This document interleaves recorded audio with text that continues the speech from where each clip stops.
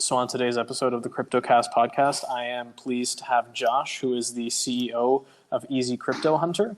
So how's it going today, Josh? How are you doing? I'm great, thanks. Yeah, thanks for having me on.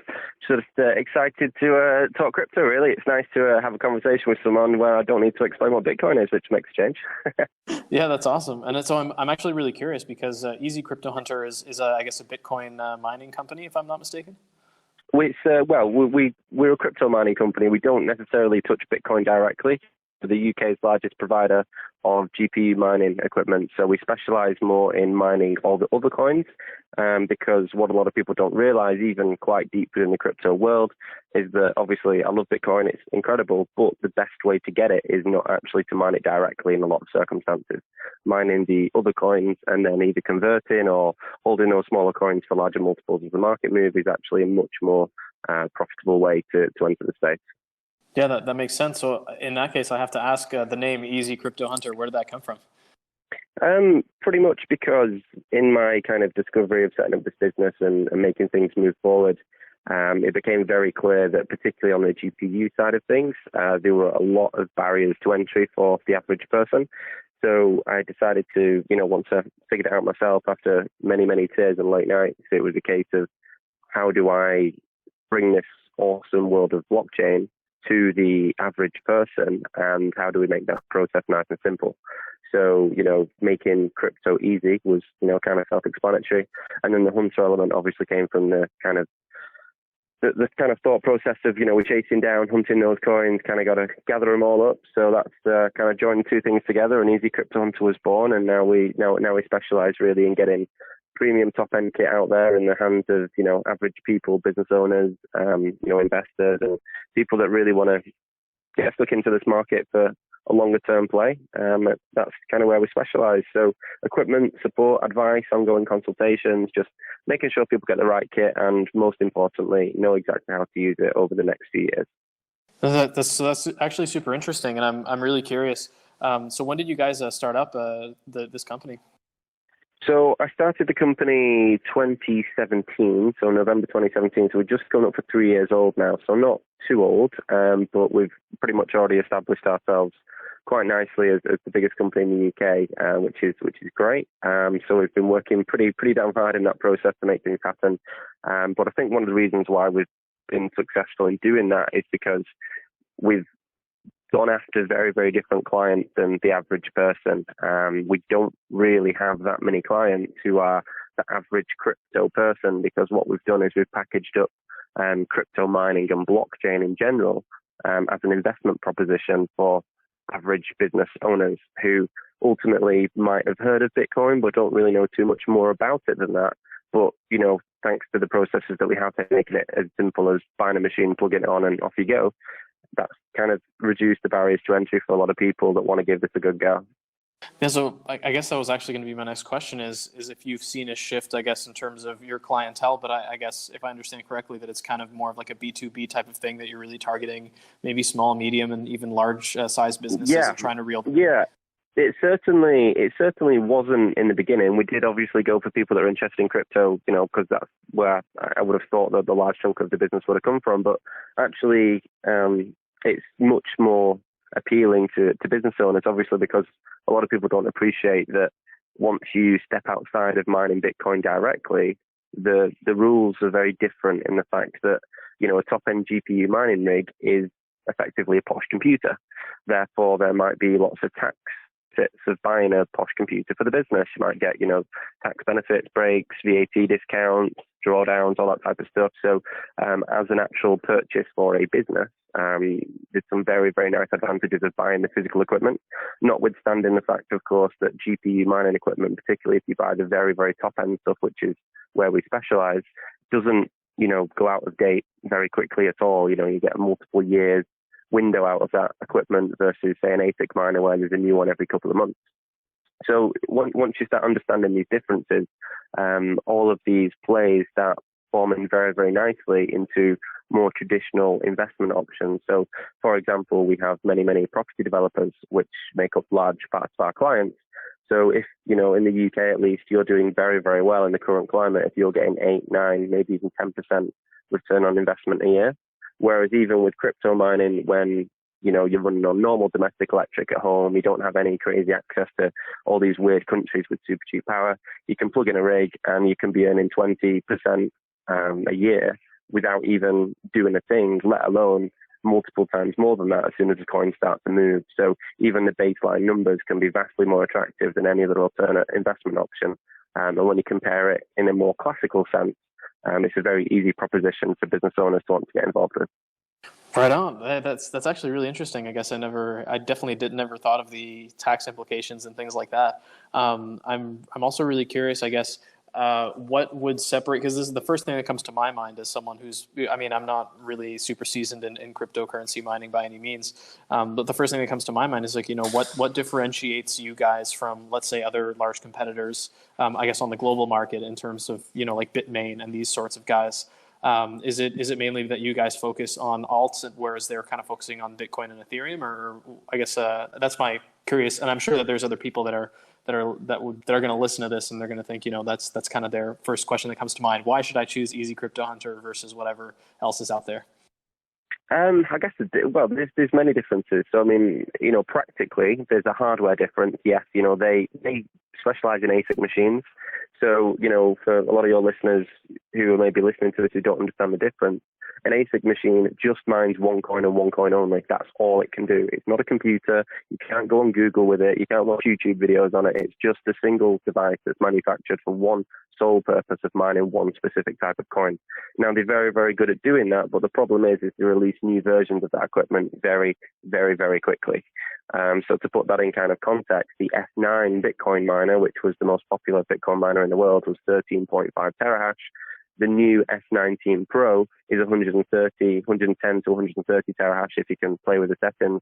And there's only 2.5 years between, just coming up to 3 years between those release dates of the products. So in a 3-year period, you've now got a product that's literally 10 times improved in performance, which is insane. Therefore, anyone that bought the brand new ASIC machine before those periods of time always had a new machine coming out in 5 minutes time later. So you're always kind of chasing your tail technologically. Whereas in the GPU world, in that same period of time, we've had the 1080 series of cards, the 2080 series of cards. There's only a 15% performance increase, and that's in a 2.5-year window. So the kind of technological ecosystem doesn't move in the same way.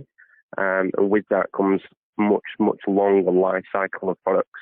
So again, when it comes to more classical business investments, there's a lot of people throwing money at massive Bitcoin investment farms and, buying tons of ASICs, but that's only because they think Bitcoin is the only option. They simply don't understand that there are other more intelligent options out there. When I say more intelligent, I mean in terms of classical business investment proposition. Obviously, these type of things are taken into account much more seriously in normal business investments, and people kind of just throw all caution to the wind when it comes to Bitcoin and crypto. They just kind of chase the big name that they've heard of. So the hardware difference is probably one of the main things, but I guess the big separator is the human element. So we're very, very mindful that all this crypto and Bitcoin and all this magical internet money can be very scary and overwhelming for people. And to kind of combat that, one of the things which I've grounded my business in is we're very proud to have an open office. So anyone can make an appointment to come and see us, meet the team, meet myself, come and see where we manufacture the equipment. And you can literally come and, pick up a machine and walk out with it the same day, providing, we know you're coming and we've got stock and such. So ultimately we make the non-tangible tangible. And that's, again, another way that we're really passionate about getting the average people into this market, because it can all feel a little bit far-fetched and made up. But once you start touching and feeling real equipment that does something real, that joins the dots really nicely. And, we really feel that's a great way to get people involved in the space. That's actually incredible, because I think that's extremely important. Because of course the issue is that there's a lack, I guess, kind of like of customer service. This customer service element in cryptocurrency. No, it's massive. Yeah, it's a joke. So, one of the things which we have is anyone that purchases any of our equipment It's a lifetime support package, all included, no monthly fees, no commissions, no nothing. It's 100% your machine, 100% your coins, done deal. And again, that's one of the reasons why we do what we do, is that once a customer has come and purchased equipment off me, God forbid I got hit by a bus or something terrible happened and my company didn't exist the next day, customer does not, there is no loss on that customer whatsoever. Their machine is theirs. It's mining on the blockchain. There's no kind of loss of earnings or anything. The only kind of thing which would suck, and of course, we certainly don't intend on disappearing anytime soon, but would of course be the customer service on the back end, where as part and package of the deal, we advise people, dependent upon how much equipment they've got and their personal strategy, as to which coin to mine, when to change coin, and kind of how to manage all of that on the back end moving forward. So I employ 2 people full time who constantly scour the markets, look at all the coins, the algorithms, the pools, all the overclock settings. We constantly do testing, pretty much everything out there, to be able to say to all our clients, okay guys, if you've got this many machines, do this. If you've got that many machines, do this. This is the best coin to mine right now because of this. You might want to try a bit of this because of this. And we can kind of communicate that advice to all of our clients, and that's free, all included in the purchase, and that's ongoing for lifetime, because ultimately the more money my clients make, the happier they are. They come back and buy more stuff, they tell more people about it, and the business moves forward. So that's the model in which I've taken, and I think that's a much more honest approach than taking commission off people's units or anything of that nature. That's actually brilliant. I mean, I have to applaud you for that, man. That's a really, I guess it's almost like intuitive, and at least me personally, I guess I'm more on the investing side, and I have a lot of my friends that will come and ask me, and which cryptocurrencies are the good ones to invest in. And I've been asked many times, like if I'd ever consider starting a sort of advisory or consulting or something, to kind of try and basically do what you're doing in terms of mining, but in terms of like this investing. But of course, that's a whole other ball game. Yeah. We're working with some really risky stuff. But on that note, I wanted to ask, and I'm sure a question that's definitely on my mind and maybe other people's minds as well is, so what are the most profitable altcoins to mine? Is that something you can disclose, or does that change from time to time? Or? Yeah, no, it certainly changes, but it's not quite as crazy as people think. So, for example, last year, I think we advised our clients to mine 3 different coins. I mean, it's been a little bit more in the past 6 weeks because obviously the market's been moving a lot in the past 6-week period. But a lot of people just don't realize, what opportunities there are. So, for example, Raven coin is a massive coin which we really enjoy. So, Raven coin, it's a top 100 coin at the moment. It's been around, quite a while now, February 2018. And people simply just don't realize what an incredible project it is. It's a fork of Bitcoin. It's a totally open source, decentralized project. Anyone can get involved with it, create some incredible products and services for it. And it's all to do with asset transfer on the blockchain, physical and digital world asset transfer. And it does a brilliant job of doing that. But again, it's a coin that even people maybe like yourself that are quite deep in the crypto space haven't really paid too much attention to, but it's been one of the best coins to mine for a considerable period of time. And what that means was, again, people often don't really have any kind of conceptual understanding of what profit is available. So to put that in perspective, one of our devices last year, 2018 to 2019, mining Ravencoin, earned over £7,000, so probably close to, maybe $8,500 US, just on normal UK domestic electric. We pay really expensive electric over here compared to you guys. So when people think crypto mining is dead, I mean, when you're making over $7,000 on a machine, just mining coins that, it's all really interesting to me that people think that Bitcoin's the only way to go. Ultimately, why mine $2 a day of Bitcoin if I can mine $10 a day of something like Ravencoin? And even if I don't care about Ravencoin, I'll just convert that Raven directly to Bitcoin and end up 5 times better off. That's a really good point. And just out of curiosity, so a device like that, to mine the Ravencoin that you were using in 2018, 2019, how much would that run me as someone who would be interested in purchasing that? So we sell the top end GPU stuff. So you're looking at about $10,000 for a rig. But of course, it never really ends up costing people that, because typically the majority of our clients are business owners. So you get an awful lot of benefits on the back of that for tax write-downs and things of that nature for computer equipment. But $10,000 is kind of the headline price. But again, if you were to say to someone in a classical investment term, this product that you're buying has an 18-month, say, even if the market's a bit slower, maybe a 2-year payback period. I mean, that's insane Yeah. compared to something like a property or stocks or shares or anything else where you might be getting, 8 to 10% a year is very, very respectable. The difference, of course, with crypto mining is you don't get paid in pounds and pence or dollars, you get paid in coins. And ultimately, this is where people fail to understand exactly how crypto mining works. So let's just keep the numbers simple, and let's say one of my machines earns $10 a day over the course of a year. When you break down your costs and running costs and whatever, that might end up, finger in the air somewhere maybe, between 15 and 20% return a year. Now that's an incredible percentage return based upon classic investment. But what people don't understand is that the way that the crypto market moves completely changes these numbers retrospectively. So let's now say I've mined all those coins, and it was $10 a day for the year. So out of, $3,600 worth of coins. But what happens if, say, I was mining Ravencoin, and now Ravencoin goes through, the market moves up a little bit, and it goes from 1 cent a coin to 2 cent a coin. All of a sudden, now my machine is earning $20 a day, but all the coins I previously earned the year before have now doubled in value. So where I thought I had a 20% return, in the matter of a couple of days of the market moving, my entire last year's returns may have doubled. Yeah, that's So a really good point. Yeah. So what people don't often realize is they take too much of a short-term approach. So when people say, okay, how much does the machine cost? When am I going to get my money back? Well, it's a very difficult question to answer without giving them all this context, because in the first 12 months, you might have a 20, 30, 40, 50% return. I mean, last year was 70%. It was great. But let's just say, you had a 20% return in the first year.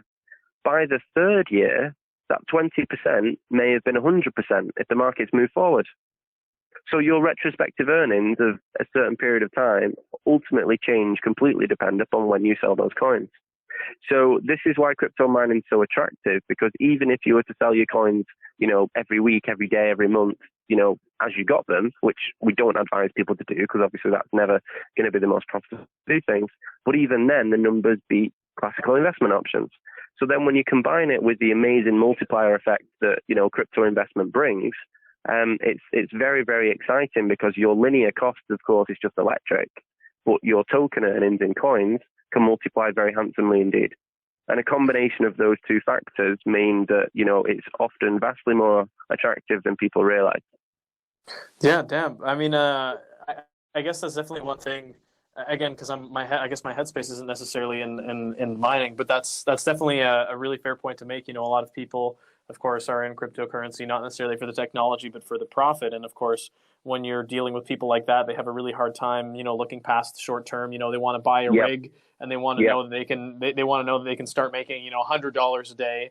Yeah. and then retire on an island with just their Of rig course, plugged into a solar and panel. this is exactly why we do so well in the business community. So I'm desperately passionate about this space, and there's kind of two reasons why I do what I do now. Is one, ultimately, I want as many people to get involved in blockchain technology as I can, because it's the most incredible thing, and it's going to change the world just as much as the internet itself, and I truly believe that. But I'm also realistic to the way that the world works. So as much as I would love to, get the average person off the street, Mr. Joe Blogs, to get involved in crypto, I want as many people to get involved in this technology as possible. And ultimately, I believe that influencing people who also have a sphere of influence is a much faster way to, get lots of people involved. So hence why my average customer, when I refer to this average person, are genuinely, high net worth business owners who in turn have quite a sphere of influence themselves, be it their own company or their own staff or their own teams, or, other friends who also own businesses. So when we bring on a client who might spend, 10, 50, $100,000 on equipment, he is in a position, or she's in a position, to be able to then get very excited about the opportunity, because they treat that as a classical business investment. So by comparative, everyone in the crypto space might think we've had a rubbish year for crypto this year. Oh, the market's only gone up 25%. Well, in the real world, that's insane. Yeah, that's definitely. I think I've had a couple alts, couple investments where it went up. I don't know, like I had one I think that went up 9 or 10 times, and I'm like, I wish it was up 20, and then I think, wait Yeah, a and minute. that's the problem. Yeah, that's the problem with crypto. Like, so this is, what we often find is that sometimes the people in crypto, who are the kind of moon boys and want, buy a coin, do 10x, that's great. And there's all markets need that type of enthusiasm. But in regard to broader expectations and getting more people involved in a wider context, relating it to a more palatable language for average business people. Because obviously, if we want to be able to buy and spend crypto, business owners are the people that need to choose to accept it or not. So many of my clients now that got involved in mining rigs now have enabled their companies to accept crypto payments. That's kind of why I get so excited about what I do. So that's kind of the first thing. And then beyond that, of course, every single mining rig which we sell increases decentralization, which of course is a big thing for the crypto space. So not only am I kind of, given a physical item, so when people walk into my, customers' businesses and they see these amazing machines, they get excited. Each one of those machines obviously strengthens the entire blockchain as a whole.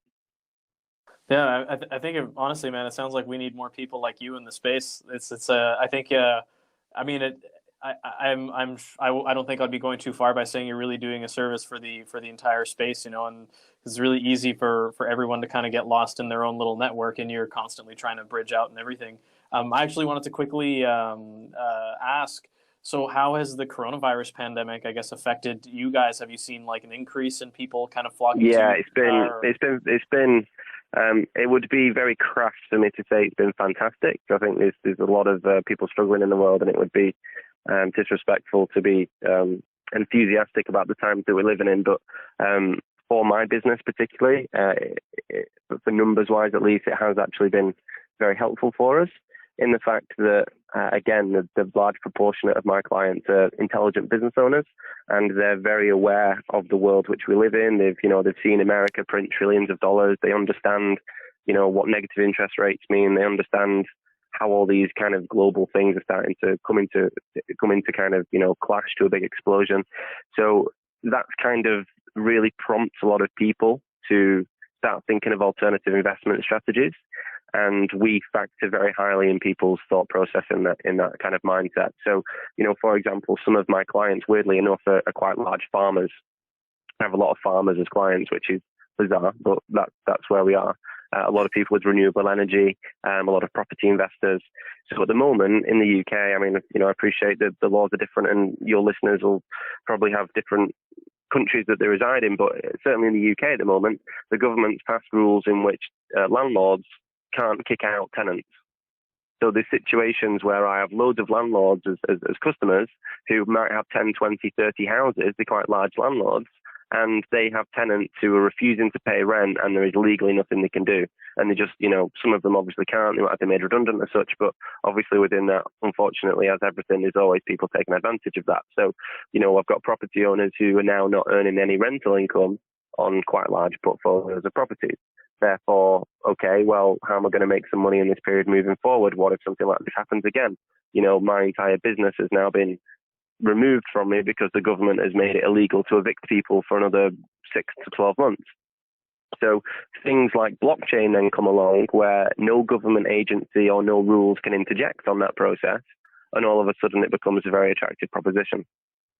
That's insane. Like from property managers to cryptocurrency miners. Yeah, I mean it's really interesting that I remember I had read as part of research for another article I had written that there's apparently something similar going on actually in China on the investment side of it, where the Chinese government or Chinese-owned corporations are basically buying land from farmers there, and so all of a sudden you have all these farmers that are becoming millionaires overnight. And they are basically being, you'll have like community representatives of these different cryptocurrencies that will go into China and then try and basically shill these farmers the coin and convince them to invest in it. And apparently a lot of newer projects that we're seeing that are really, seeing really impressive price moves, it apparently has a lot to do with these Chinese farmers that have millions of dollars, and they're being promised, a 2 or 3x return on their investment. And you have stuff like that going on. So it's just, I don't know. I just kind of chuckled when you said, you're getting a lot of farmers, and I'm thinking, it's the farmers are driving we have yield farmers, and then we have real world farmers. It's getting pretty wild out there. Yeah, I mean, it plays in really well, really, particularly with the farmers, because a lot of them have renewable power. So a lot of them might have solar, wind, hydroelectric, all that type of stuff. So what a lot of people don't realize is, this is one of the criticisms that my business gets quite a lot, is, you guys are just so stupid, you're just running all these machines, contributing to global warming, blah, blah, blah, blah. People just don't understand quite what the technology is and how it works. So, the first rebuttal to that is, well, yeah, great, but I bet you use online banking, which consumes way more power than the blockchain system, but sure. But beyond that, what a lot of people don't realize is that my business particularly is actually using the fact that the equipment uses a decent amount of power as an advantage explicitly in the green energy sector. So, for example, in the UK, renewable energy generally works on a tariff system. So you can spend so many hundreds of thousands, millions of dollars putting in some type of renewable energy. So you spend, $5 million putting up all these big wind turbines. The way it typically works here in the UK and in most of the places in the world is that then the government generally pays you a tariff for every unit of electric that you generate. So that might have been, X pence. But the problem was over time, that number has come down and down and down and down and down. Up until in March this year here in the UK, that number was pretty much removed to zero. So now, even though the governments around the world are saying there's a big, climate crisis, we need to do something about it, the honest truth is a lot of people have kind of or a lot of governments seem to have been sick of paying for these type of programs. So now there is no financial incentive as it stands to go and build a new solar farm, wind farm, hydro farm, because you now no longer get paid for the energy that you're generating. Yes. Or if you do, it's so small it doesn't make financial sense to do so. So we've got on board with this, and one of the reasons why farmers are my largest clients is because they've already got this equipment and they're already tied into the older contracts. So they are getting paid for the next 20 years. However, because they got their equipment later in this period, they're earning a very, very small amount on each unit of power. So instead of kind of working out how much one of my machines made, is £7,100, I told you previously, in kind of pounds and pence, if you work that number backwards to work out how much money was generated per kilowatt of energy consumed, it works out at between 10 to 20 times what people were previously earning from that electric tariff. So all of a sudden, what my new business model is moving forward, and now I can be quite proud to say that we're now on 24 renewable energy sites here in the UK, is that instead of not building a new green energy site anymore, build your new green energy site, stick a load of mining equipment on there, and use a proportion of the power to fuel the miners. The miners then pay for the entire site and more, which means there's a net positive of more green energy going into the grid. So therefore, actually, if you use crypto in the most appropriate way, cryptocurrency mining could be the financial incentive, independent of government subsidy, to enable the new green energy revolution. Oh, that's pretty insane. I'm just putting two and two together right now as I sit here and literally like blowing up my mind, man. This is incredible stuff. Like, I guess it's, and I'm just shocked, I guess, that, this is something that I would almost expect to see and be reading about, because I'm reading cryptocurrency news every day. I have to read world news every day as part of one of my other jobs with my other clients. And like, this is the sort of stuff where it's like, how come I'm not seeing this in the news? Like, these sorts, is it because it's new, or do you think that there's maybe, I guess, not as much interest, or is it maybe because people are still kind of skeptical of cryptocurrency mining? Because when I hear this, it's like, this is the freaking future, man. And like, no one, and like, it's like, how come I have not seen this already? Someone that's reading the news really avidly. Anyway. I mean, we again, in the UK, we kind of get into the point where we're getting known within those communities, so the majority of my talks, so obviously Corona's kind of killed it this year, but last year, for example, I probably did 30 plus 35 keynote talks around the country, but I'd be talking at energy events, solar panel events, anaerobic digestion events, wind turbine events, property shows. I even went to the shooting show where people sold guns and sold mining rigs there. And people will think, well, that's crazy. Why are you doing that? Well, guess what? People that shoot have land.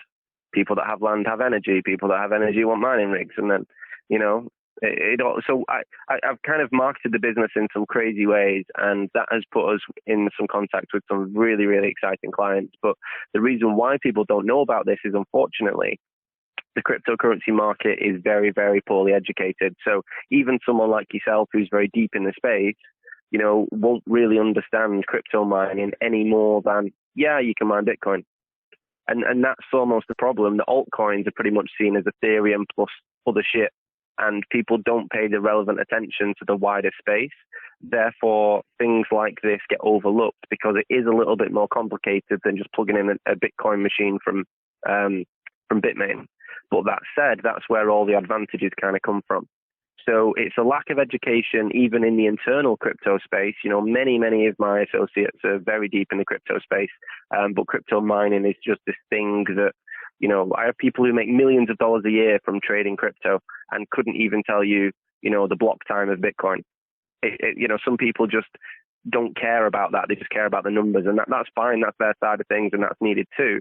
But when we have a state in the internal cryptocurrency ecosystem where even people in the space don't really understand what the wider implications are, that then means that when large money comes into the space, they just go to what the most common thing is. So they'll go and spend $10 million and buy loads of Bitcoin miners from Bitmain, not understanding that there's going to be a new machine out in 3 months' time, which then ends up creating this negative feedback loop of, well, the difficulty is getting harder, the machines are getting better, so my only variable is electric.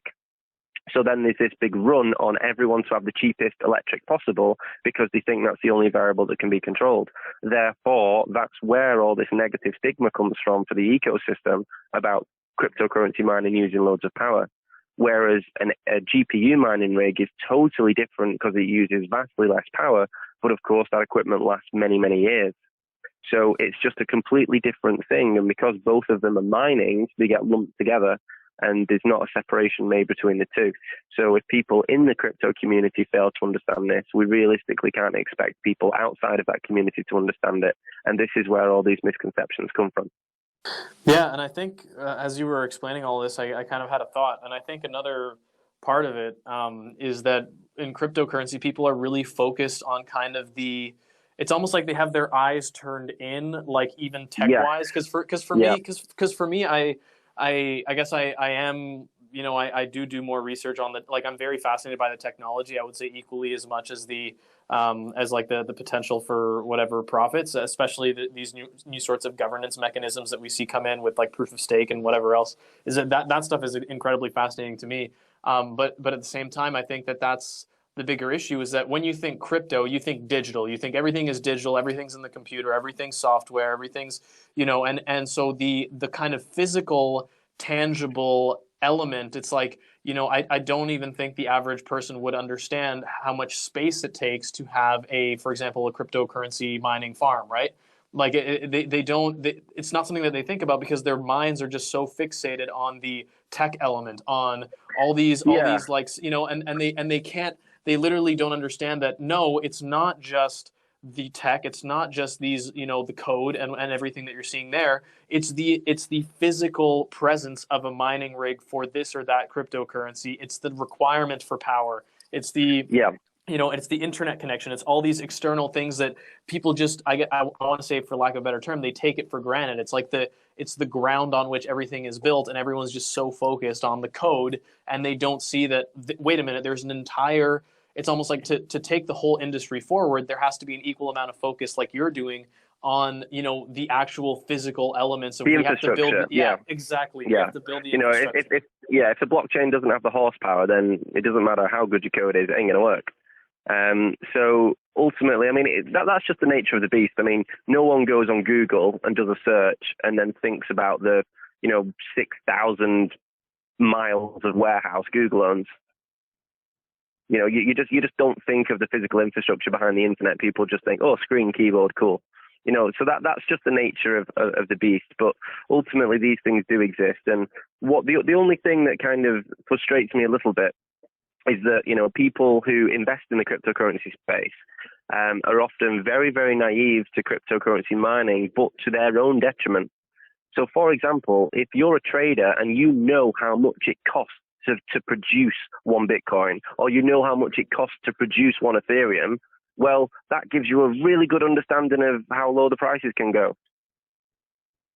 Yeah, I mean, and that is something that I have seen, but only I think maybe once or twice ever discussed that, the price of cryptocurrency or the price of Bitcoin won't fall below a certain amount because then it wouldn't be profitable for the miners. And that's the only time you hear about it. Yeah, and this is the thing, like people don't realize, people think, this is the argument again that's really interesting is people go, oh, how can Bitcoin be worth anything? It's just an online currency. It's not even real money. Well, here's the fun thing, the US government's just printed $6 trillion out of thin air. They just span up the machine and printed more cash, okay, with no consequences to this point as of yet.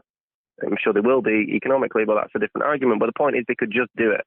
You cannot do that in Bitcoin because here's the crazy thing that people don't realize. It costs thousands and thousands of dollars to make a Bitcoin. This is what people fail to understand. It costs money to produce the coin. There is a real tangible asset value to that one when you see a Bitcoin. It costs thousands of dollars to be produced. And then this is what people forget. So when people think that Bitcoin is this magic internet money that people have just created out of thin air, it actually costs more to produce a Bitcoin than any other form of currency in the world. Yeah, that's insane, man. But yeah, I actually wanted to because we're kind of pulling a little bit of the time here, but I wanted to get your closing thoughts there, Josh. Like, what's your outlook on the future of the cryptocurrency space? I'm guessing you're pretty bullish, pretty optimistic, even about the mining and all these things. Like, what's on the horizon? I guess in terms of your perspective, and maybe even for Easy Crypto Hunter, for the company itself. I mean, I was lucky to be asked back in March, just before Corona kind of kicked off, to be one of the UK's cryptocurrency advisors to the EU. So I went out to Brussels and was speaking with some of the MEPs in Europe there about, some very interesting things. And I can't really disclose too much about what was said there, but ultimately, when the European Union is coming to ask people's advice about the best way to get involved in blockchain technology moving forward, you can be pretty damn sure that anyone who thinks Bitcoin's going to disappear in 5 minutes is sorely mistaken. Yeah, that's reassuring to hear. But yeah, so I mean, Josh, like that's incredible, man. I really hope to see you on like some sort of national television, maybe sometime on these big, not only news in the UK, but eventually maybe in North America and around the world. I think what you're doing is incredible. I had no idea, honestly, that Easy Crypto Hunter was kind of, I guess it's you're not just selling rigs, you're building the whole infrastructure that kind of keeps the space alive and also giving alternate sources of income to people that are hurting right now in a real crisis. So I think that's amazing, man. It's a combination of like innovation, I would say almost like philanthropy in some sense. It's just this insane, just if you were to kind of like look up the definition of like good business practice, I think that Easy Crypto Hunter sounds like it's right there at the top of the list. Well, I appreciate that, man. It's just, we just want to, the space is big enough for everyone. It's a multi-billion dollar sector.